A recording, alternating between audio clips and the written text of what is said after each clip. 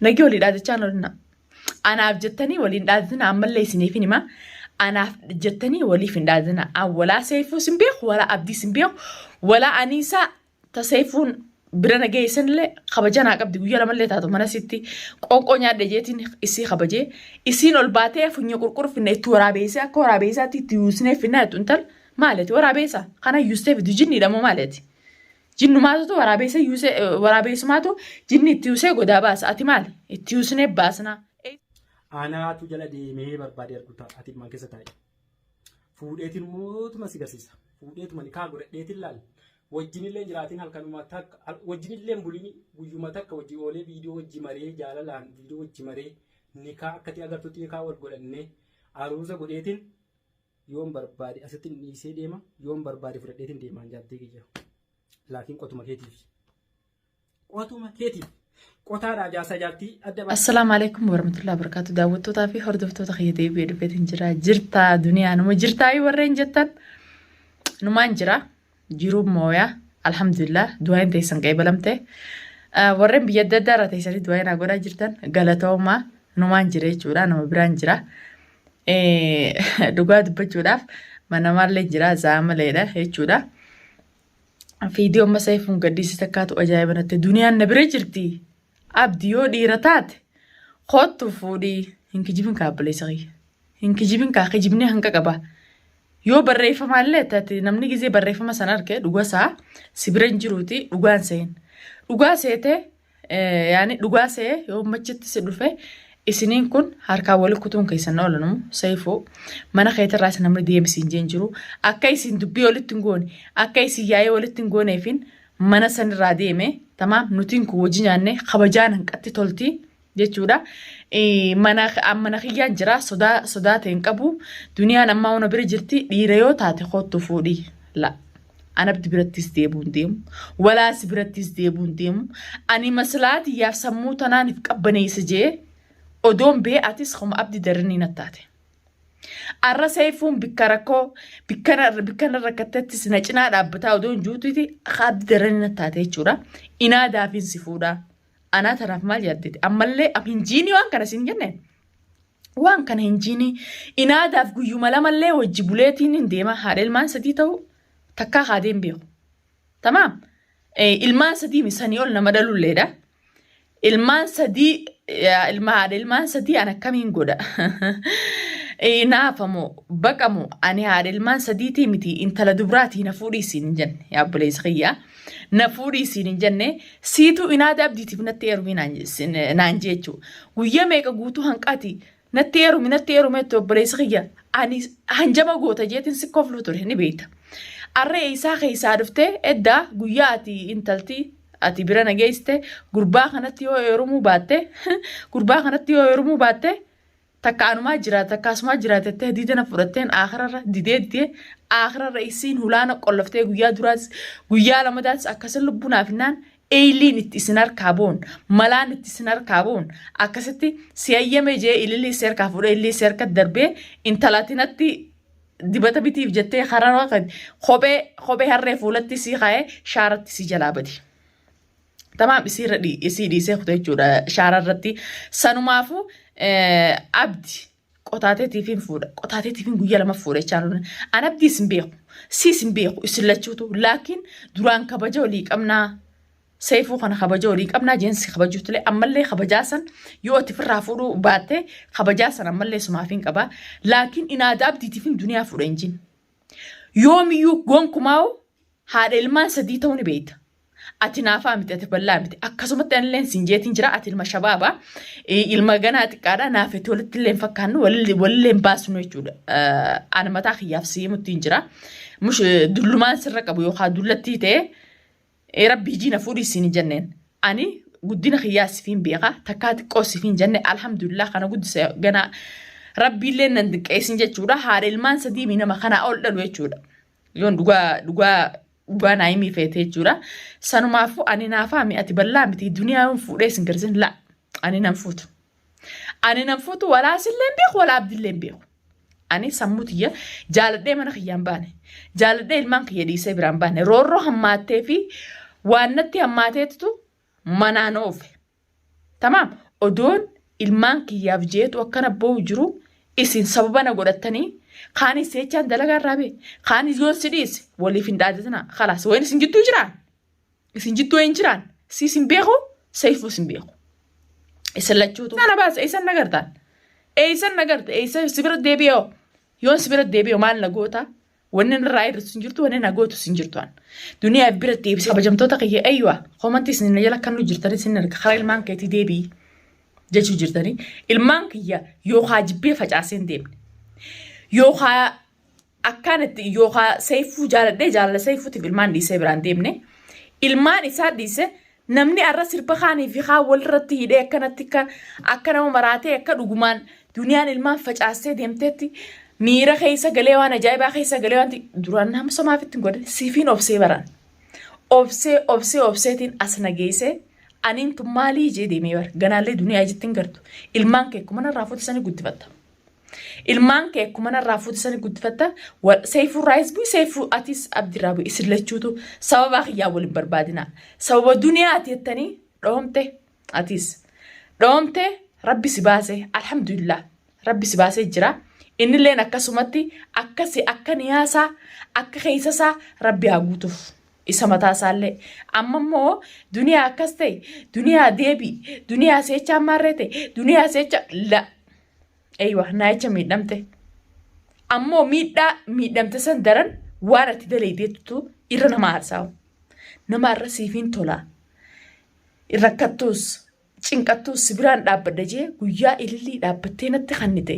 Guyyaa saniin godhaan ati naa gootee fi kabajaan ati na biraa qabdu hundi na biraa deemte. Nama akkasiitiif sineen la'iin oolesh nama kabajaa guddaa qabduuf takka gizee bikkan taane keessatti waan hin taane keessatti agarte hedduu takka si gaddisiisa. Sanumaafuu an qotaadhaaf nama fuutoon mallee an nama qotaa abdiitti sitti heerumu miti. Intalti maraattuun ati deemtuunis itti yuuseetiin akka waraabeessaa baasaa waraabeessamuu maaliisiin yuustee kana na baastu yuuseetiin itti baasetti hin qaanfattu xiqqishollee hin qaanfattu. Numaan jira laakiin niin jira mana kee hin jiru mana kiyya jirti yoo dhiira taate hulaanti banaa teessi kootu hayyee hulaantee bana teessi jee gurbaan kun yoo fiigaa sii dhaqe haadha dhiigaan hin goone nagiyaa yoo jiraattanoo atis nagiyaa yoo jiraatte innis nagiyaa yoo jiraatte awween isin jidduu hin jira an argaa abdi isin danda'u abdi roorroo inni narratti hojjeteetutu irra guddoo gochi inni na godhe ani nama laaftuu tanatti irraanfatuu miti tamaam duraan ilmaan kiyyattiin obsee afmee ilmaan kiyya sanis eegaan jee duudatti galee hanqana irraa bulee khalaas walaa ilmaan sanii walaa isaa namaan narraa hafettuun beekuun namaan narraa hafettuun beeku daawwattootaa fi kabajamtoota keenya keessaafuu namni dhalaa taatan namni rakkatee yookaan aaree manaan bahin rakkoon takkarra lamarra itti deddeebitee manaan bahin kan kiyyaa kun manaa ba'ee hedduu jira jechuudha. Sanumaafuu ni beektan jee yaada. Ilmaan kana duniyaan tun maaliif dhiistee deemtee rakkoo maaltutu isii dhiisee isii oofee ilmaan kana jaalattee dhiistee deemte moo hundanii agarte jeetiin yaada jechuudha. Waa hunda fiidiyoo hunda arkuu jirtanii. Eta fiidiyoo duubaa san caalaadha jechuudha. Tana jee wanneen isinii himu miti. Sayirratti Seifuun isa deebii anaas si fuudha. Anaasitu qotaa abdii si fuudha. La eerumaan dhabee boon. Rakkoo eerumaan na jira. Eerumni kaniin eerumeewu kaniin itti coraa kiyyatti fitadhee itti odoon sooshaal miidiyaarra iyyuu kanan geenyee fi kana gahuutu na tuffatee nama if tuffachiisee manaa biyya kana eerumni lamata eerumee jireenya bareedaan si jiraachisa. Malika Jaansi maarree jee xaanas maalumaa siyaasa isaasiis. Malika Jaansi qinaada abdiitiif dalagaa irraa baate dalagaa miliyaana mallee. Dalagaa irraa yoo qabaatu taate dalagaa miliyaana mallee mana arabaa. Tamam mana arabaa dalagaa miliyaana dalagaa nirgatta dalagaa si'echaan dhabee duniyaan fuudhaa annan fuutu. Ani nama rakkoon eerumaatti jirtu miti. Andiirtii abdirrattuu naaf geessi hundi siituu silaarra ilmoo qabaachuu baadhee inni kun gochan taanaan irra dalagee narraa bahee jee akkasumatti inaadaan isa godhe jeewu yaman keessa dhiiraan eeruma jee xiqqishoota akka sammuuti yaa keessa na yaatu. Dhiirtii yaman hundinuu sammuun sii shaka taatee deemti. Takka irra wayyaa miti. Daawwattootaa fi kabajamtoota keenya ni takka itti gaa hunda arrabsee odoon ta'in hiriyaa xiyyaa isin harka geelee xiyyaa isin harka hundaa isin harka waan ta'eef namni as keessatti haala nama takkaa jiraachifachuu dadhabeetu dhalaa lama sadii fuudhee jaartii qabu sammuu nyaatee tafayyaallee maraattee tasilaa maraattuullee darsa facaastee fiidee jechuudha. Sanumaafuu alhamdulillah numaan jira duniyaa rabbi siyaa baasu duniyaa teenya baga baate hunda du'aa teessanis harkutti hin jira. Maaliif nun deebisini yookaan isin tunni boontii warreen jettanis daawwattoota kabajamtoota kiyyaa yaada adda addaa miira adda addaa keessaan galuu jiru jechuudha.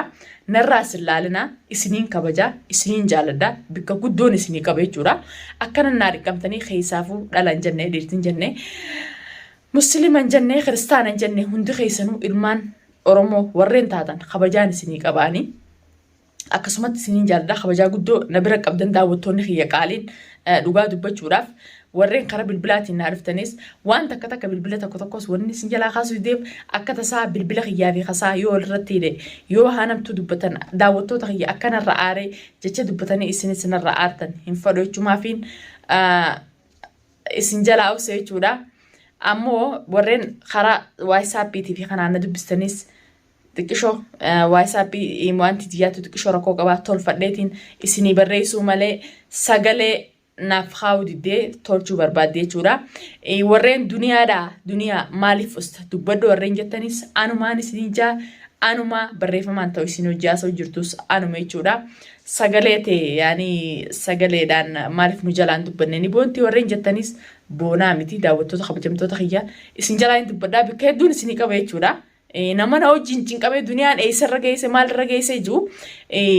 olodoo wal beeynee fira kiyya taatanii odoon ta'in ilmaan Oromootii wal barre as jalatti kabajaa isin naa qabdanis arkeetiin jira jechuudha. Anilleen akkasumatti kabajaa isin naa qabdan caalaa kabajaa guddoon isinii qaba jechuudha. Isiniin jaaladha isiniin kabaja waan ta'eef telefoona isin jalaa kaasuun diduu warreen takka warreen gizeen mashkuula teessan narra laalinaadha jechuudha. Hunda keessa warreen biyya adda addaarraa teessanii na daawwattaa jirtan gizeen isin jiru ni fahamtan eenyuuf akkaan jee jechuudha. Hundi keessanuu warra karaa keessaatiin na dubbistanii bilbilaan karayyuun na wajjin haasoo jirtanii jira jechuudha. Galatoomaa isiniin jaaladha isiniin kabajaa inshaallah du'aa godhaa deemeetiin if mazaggabee bikka aawmeenni jira inshaallah du'aa godhaadha. Bikka nama galchan galuun fedha silaayii galee asirraan karaa biyya biraa deemuun fedha. Xiqqishooti jireenya kanaatu wanti ijee obboleettii dhiisee deemuun fedhu isinis bikka dalagaa jirte jechuudha. Inshaallah du'aa godhaadhaa karaa rabbi nu haa tolchuu if mazaggabneeti qayyii masqaliin karaa biyyaa deebi'ee jeetiin ni haa qaba asiin ammoo yoon karaa duniyaa karaa gaaraan deebiin karaa suudiin deebiin hedduu jettanii karaan kunis rakkoo qaba. Silaa deemuun hin fedhaa karaan kunis rakkoo qaba as keessaa akkasitti obboleettiyaas naayattee biyyarraa baatee waan dhufteef dhiisee deemus hin fedhu. Sanumaatu waan hedduutu mataa kana shakshaka na godhee wallaahi daawwattoota kabajamtoota kiyyaa waan ajaa'ibaa waan adda addaa keessa na galchee jechuudha. Rakkooti yoon kana jee dubbadde hedduu yaani waa hedduu nyaatan malee waa hedduu naasoonii janii. Beekatuma waan takka zee bira kutu jira jechuudha. Isi waa hundaafuu du'aa naa godhaa. Du'aa teessanii caalaa rabbii yaman keessaa siyaa baasu karaa biyya teetii siyaa galchu jaati du'aa naa godhaan isiniin jaaladhaa isiniin kabajaa salaamtaan tiyya ta'onneerraa kaate barartee bikka jirtutti hunda keessan isinaa dhaqqabdu du'aayin teessanii du'aa caaltu rabbi haa godhu akkasumatti hunda keessanuu bikka jirtanitti nagee isinitti haa ta'u warreen biyya adda addaa jirtan inshaallah jaalalaa fi gammachuudhaan biyya teenya walitti dachaasee nu agarsiisuun isiniin jaa du'aa godhaan isiniin jaa waa hundaafuu asirratti xumuramaa deebisaa kanneefitiin jira uummata mataan shikshik jeesi nagee isaanitti haa ta'u.